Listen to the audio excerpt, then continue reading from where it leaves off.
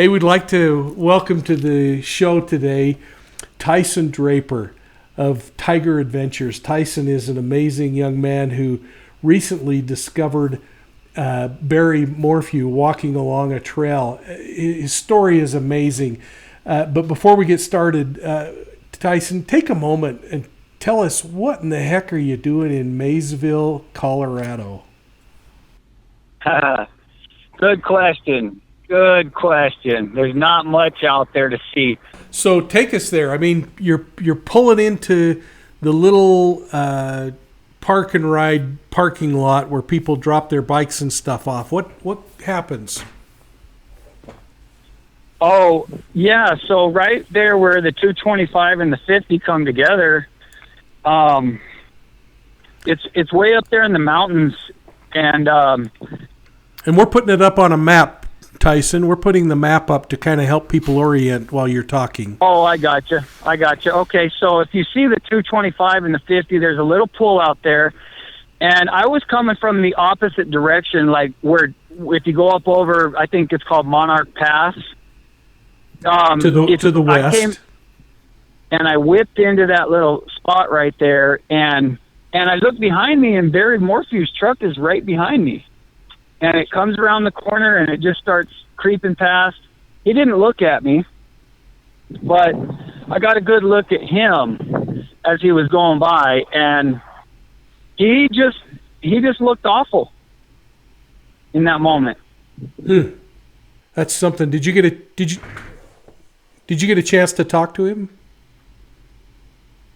So not at that time. He went by, and it was registering in my brain that was him, and by that time he was already a good 40 yards down the road or whatever, and I didn't get a chance to talk to him. But I thought, well, I know he lives up here, and so I'll walk up there, I'll kind of look around and take some footage and stuff, and then I'll take my truck up there. And I started to walk around, and I noticed a big barricade that says, "Do not enter, road closed." And then there was some signs that said, like, private property and whatever. Yeah. And so I just stopped there and got out, and I said, well, this is the path right here that Suzanne Morphew would have rode on that day. And I kind of filmed the road there a little bit, and I started thinking, I'm like, well, if all this video surveillance is out here, why do we not have any video of Suzanne leaving that day on her bike, But maybe law enforcement does, and we just haven't seen it yet. I don't know. Yeah, that's interesting. As you come out of the Morphew house and you head down toward where the bike was discovered, there's one point on the map where it looks like it's about 100-foot drop, a pretty steep grade in the road. What did you think when you were looking through that area? Oh, yeah. So that's coming down directly off of, like, Puma Pass. And it's a pretty steep hill, and it turns at the end. And as you come down this hill, and it's a sharp curve, it bottlenecks over. There's a little bridge there. There's a creek. And I started to think, maybe Suzanne Morphew was coming down this hill on her bicycle, and she got up too much speed, or something happened, or a car came by and ran her off the road. And I'm walking back down the road, and I see that same truck that I saw yesterday that I thought I saw Barry Morphew in. And I turned around, and sure enough, it was him and his mom, passenger seat. And so I waved, and he stopped and rolled down the window and kind of asked what was going on, and I told him, and I said, well, I drove all the way over here to kind of help with the search. Is there anything you need? And he threw it in park real quick without saying a word and jumped out and left the truck sitting right in the middle of the road with his mom in there. And he said, let me show you what happened. Hey, if I can stop you there, let me play that clip and see if you can just talk. We'll talk through a couple of these little things, and just make sure that you can hear this. So we've searched a 200-mile radius. What? Really? All of the mountains have been covered so far, but obviously we're going to miss things. Right. So let me show you. happen. And I do have a reward. There is a reward? $210,000 reward.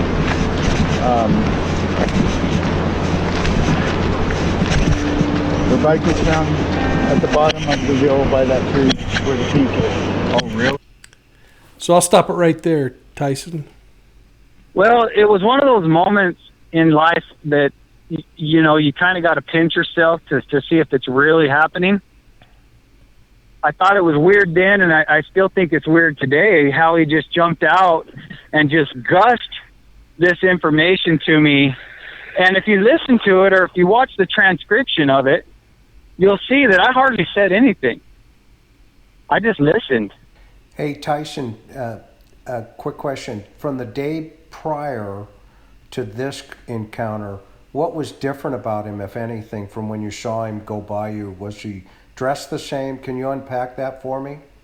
Help us understand that. Mm-hmm.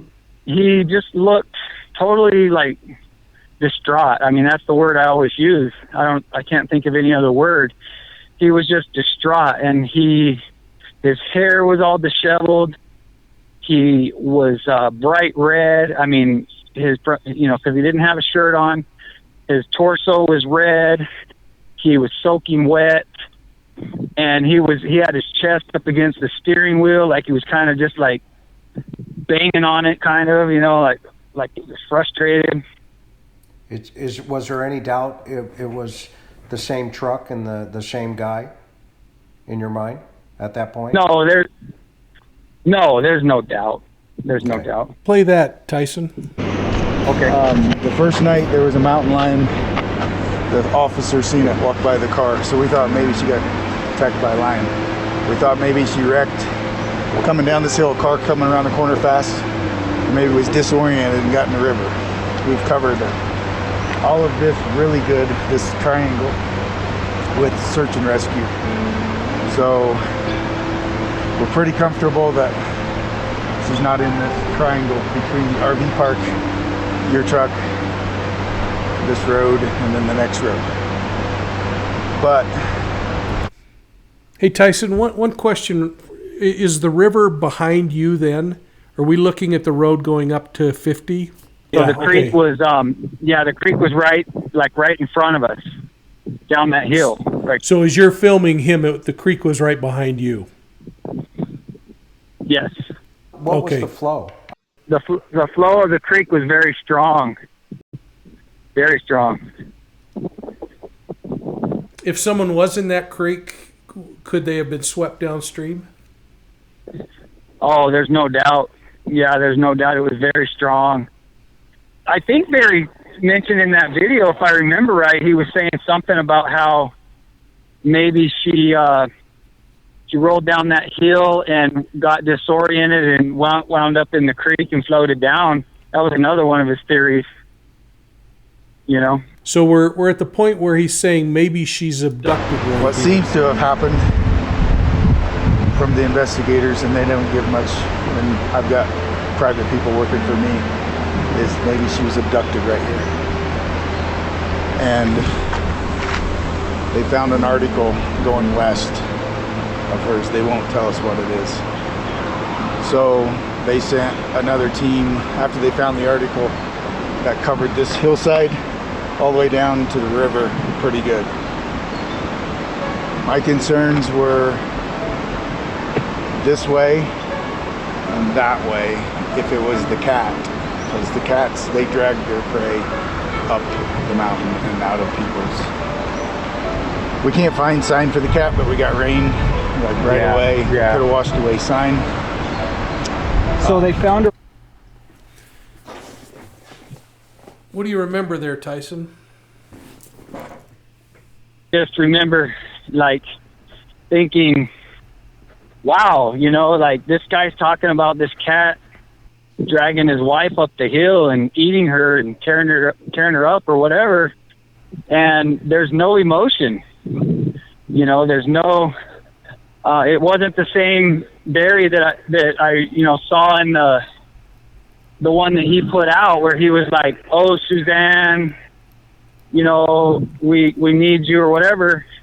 it was a whole different thing. And I hate to judge people like that because, you know, you really don't know what goes on behind closed doors and all that. But there was a stark, like, difference. Interesting. You did a great job, by the way. Just, you know, I want to get that on the record here. It was fantastic. I mean, it's just this opportunity presented itself. You did the right thing. Yeah, you talked about the fact that you really didn't have to ask many questions. He took kind of a commanding lead and delivered his message to you, and then it was over. Yeah. Yep. Let's listen to the rest of this. Right against that tree down there? Well, no, it was on the ground. The wheel was facing, and the sheriff department, they screwed everything up. They shouldn't have touched it. Oh, really? Left it. It's evidence. They pulled it up, and then the sheriff we had cars over here. Well, the sheriff let everybody drive through here, covering all, or messing up all the evidence. They were walking all over this area, which if somebody abducted her, they would have had foot tracks. They would have fingerprints on the bike. And they let 10 other people touch the bike. I mean, we was really upset that first night. That I was in Denver, so. Yeah, let's stop there for a minute. So he's given us a couple of thoughts. One is the mountain lion. One is the bike crash mixed with the abduction. And now just the fact that law enforcement has botched the investigation. What was your thinking as that was all unfolding? Well, it was odd that he had like 3 or 4 scenarios on the tip of his tongue and just gushed them out like one right after the other. What I was thinking is this whole experience is just odd. You know, the stuff that he's saying isn't making a whole lot of sense. It was almost like it was rehearsed. And also I felt like we didn't. Well, let me tell you this, Mike and Chris. When you first meet somebody for the very first time, don't you want to kind of know who you're talking to? Don't you ask them questions like, hey, where are you from? And, you know, what do you do for a living? I don't know, just basic questions, right? Not once did he ever stop and ask me, like, okay, so who are you? And, like, why are you looking for my wife? And, by the way, thank you for looking for my wife. You know, like nothing. Those are you know? really interesting behavioral things, yeah. What do you think of that, Chris? No, I think I'm just struck that, you know, that's a great point that you just brought up, buddy, because, you know, here's a guy who's, you know, you're meeting, like you said. What strikes me, though, is he's talking. I don't know if you caught it, Tyson. He's talking in the plural. We. He keeps talking about we. Really? No, yeah. I didn't catch it. Well, but so do you know if he got there the night the bike was discovered? Do you know that? Or did he come after the fact? And did somebody tell him about this story that he's relating to you about how the sheriffs handle it? Because, you know, that would be interesting to know from your perspective. What are your thoughts on that? Let's see, how did it go? He didn't get back from Denver until 9 o'clock that night. Let's put it that way. And he was telling everybody that he was there when they brought the bike up the hill and when the neighbor, you know, did this and that and the girls did this and that. But he wasn't, and then he contradicted himself by saying he got there at 9 o'clock that night. So when he's talking about them pulling, law enforcement that is, pulling the bicycle up the hill and 10 people touching it, you got to remember, he wasn't there. He was in Denver till 9 o'clock that night. Yeah, so I don't know where he got, I mean, where did he get that information? Law enforcement's not going to come tell him, oh, hey, man, we let 10 people touch this bike and we wiped it down and we destroyed all the... Where did he get this information from? You know? We're asking the same question. or did he make it up? You know, or did he make it up? I mean, so... Yeah. Let's listen to this last couple of seconds where he talks about being in Denver and his friend. Oh, you were? I didn't get here until 9 o'clock that night. Yeah. And my friend's an Army Ranger, and he knows this stuff better than anybody, and did 400 tours in Iraq, Afghanistan. Oh, is that? So what I would say, And it ends there. What was your thought when he said that? Well, I started to think, well, shoot, man, he's got a whole bunch of people working this case. He made it sound like he had this Rambo-style guy that did 400 tours in Iraq, and he's like a hound dog, man. He just gets out there and tracks whatever. And so I thought he had all like this army of people on this, but I found out later that he doesn't. So at least that's what, a credible source told me, that was kind of all smoke and mirrors. Yeah. Well, Tyson, you should be very pleased with what you were able to uncover. I mean, that's amazing that you stumbled across him 2 times. The chances of that I find really remarkable. The fact that he would speak to you, I find remarkable. Has law enforcement reached out to you to interview you? Yes, I talked to the CBI on 2 different occasions. Good. We don't want you to talk about any of that. Just wanted to make sure that you've had a chance to share with them what you learned. I really respect you, my friend. I mean, you did a phenomenal job. I mean, for you, don't be so hard on yourself. I watched your videos, and Mike and I, both have commented, man, this guy's good. He did well. He did really well. So good for you. Well, I appreciate it, guys, and I'm learning as I go. I've made lots of mistakes, but I feel like that's all of us, right? Yep. Yeah, absolutely. Definitely.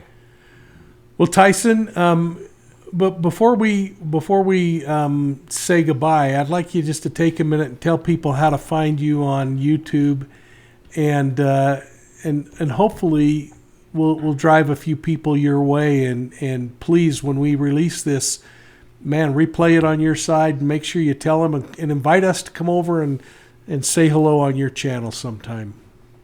You can just find me. Just go to the search bar on YouTube and type in my name, TysonDraper, Tyson Draper, and all my stuff should pop up there. So. And then they have to hit that subscribe button and the bell, right? So that when you put a new video up, they know you're on. What an amazing person. That was really fun. Yeah. That guy's awesome. Hey, thanks a lot for listening in today. We're really new at this, and we're trying to give you content that makes sense. And thanks for giving us a shot. I hope that we can do things that make sense to you. So until we get together next time, thanks a lot, and have a great day.